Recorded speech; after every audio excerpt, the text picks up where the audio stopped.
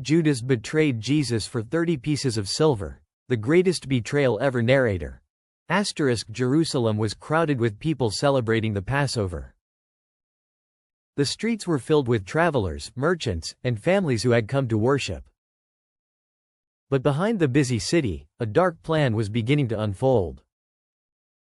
Jesus had spent 3 years teaching, healing the sick, feeding the hungry, and showing God's love. His 12 disciples followed him everywhere, learning from his words and witnessing his miracles. One of those disciples was Judas Iscariot. Judas had walked beside Jesus. He had seen the blind receive their sight, the lame walk, and even the dead raised to life. Yet something was changing in his heart. The chief priests wanted Jesus arrested, but they feared the crowds who believed he was a prophet. They needed someone close to Jesus, someone who knew where he would be when no crowds were around. That someone was Judas. One evening, Judas secretly went to the chief priests. Judas. What are you willing to give me if I hand him over to you? The religious leaders looked at one another. They counted out 30 pieces of silver and placed them into Judas's hands. It was the price of betrayal. From that moment on, Judas began searching for the perfect opportunity to deliver Jesus into their hands. Soon, the Passover meal arrived. Jesus gathered with his disciples in an upper room. They ate together, prayed together, and remembered God's faithfulness. As they sat around the table, Jesus looked at each of them with love. Then he spoke words that shocked everyone. Jesus. Truly I tell you, one of you will betray me. The room fell silent. One by one, the disciples asked, disciples. Surely not I, Lord. Even Judas asked, Judas. Surely not I, Rabbi. Jesus answered quietly, Jesus. You have said so. Though the others did not fully understand, Judas knew exactly what Jesus meant. After the meal, Jesus and his disciples walked to the Garden of Gethsemane. The night was calm, but Jesus knew what was about to happen. He prayed with deep sorrow. Jesus. My Father, if it is possible, let this cup pass from me. Yet not as I will, but as you will. While Jesus prayed, his disciples struggled to stay awake. Then, in the distance, the sound of footsteps echoed through the garden. Torches lit the darkness. Soldiers arrived, led by Judas. Before they reached Jesus, Judas had given the soldiers a signal. Judas. The one I kiss is the man. Arrest him. Judas walked toward Jesus. He looked into the face of the one he had followed for years. Then he said, Judas. Greetings, Rabbi, and he kissed Jesus.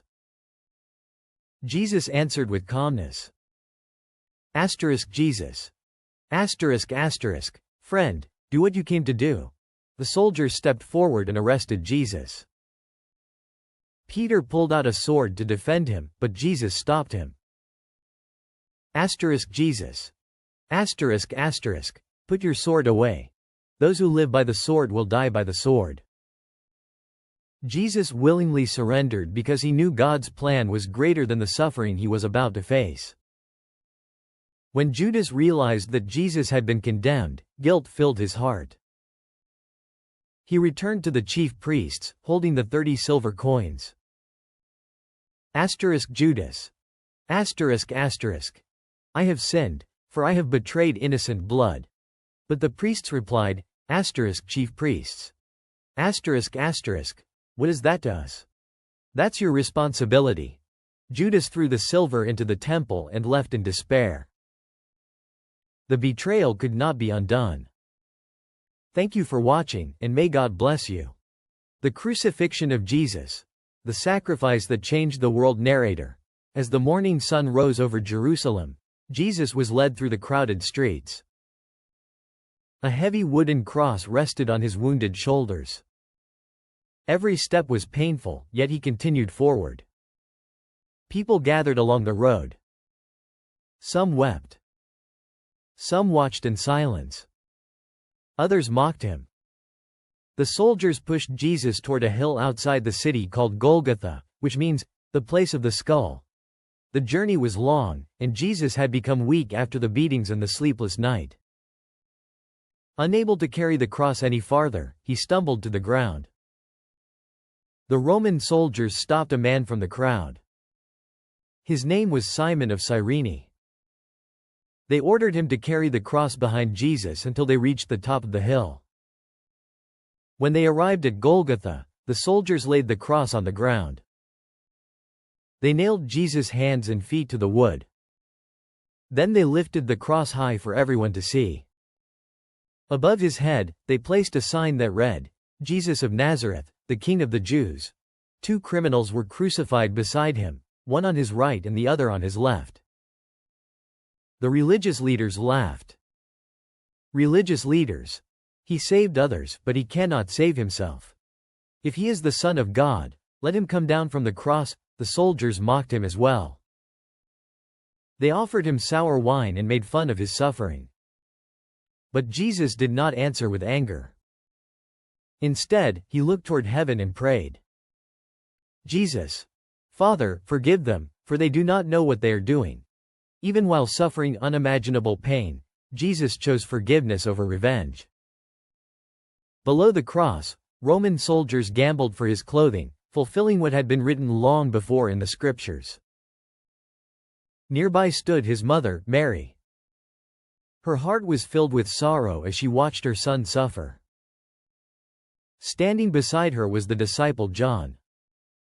Jesus looked at them with love.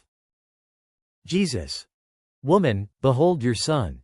Then he said to John, "Jesus, behold your mother." From that moment on, John cared for Mary as his own mother.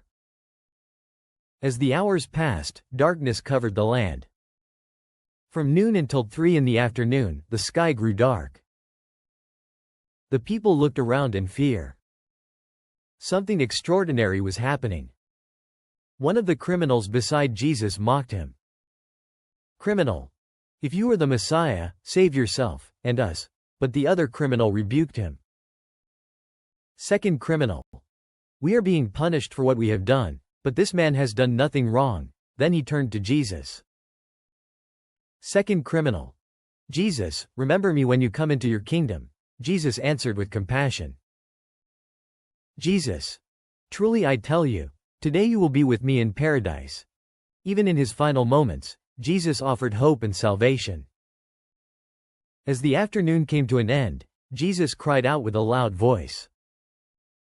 Jesus, my God, why have you forsaken me?" These words reflected the weight of humanity's sin that he was carrying. A little later, knowing his mission was complete, Jesus said, "Jesus, it is finished." Then he prayed one final time.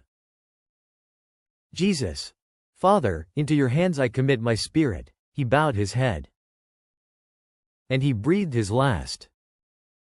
At that very moment, the earth shook violently. Rocks split apart. The curtain inside the temple was torn in two from top to bottom, opening the way for all people to come to God through Christ. The Roman centurion standing near the cross witnessed everything. The darkness. The earthquake. The way Jesus died. Filled with awe, he declared, "Centurion, surely this was the Son of God."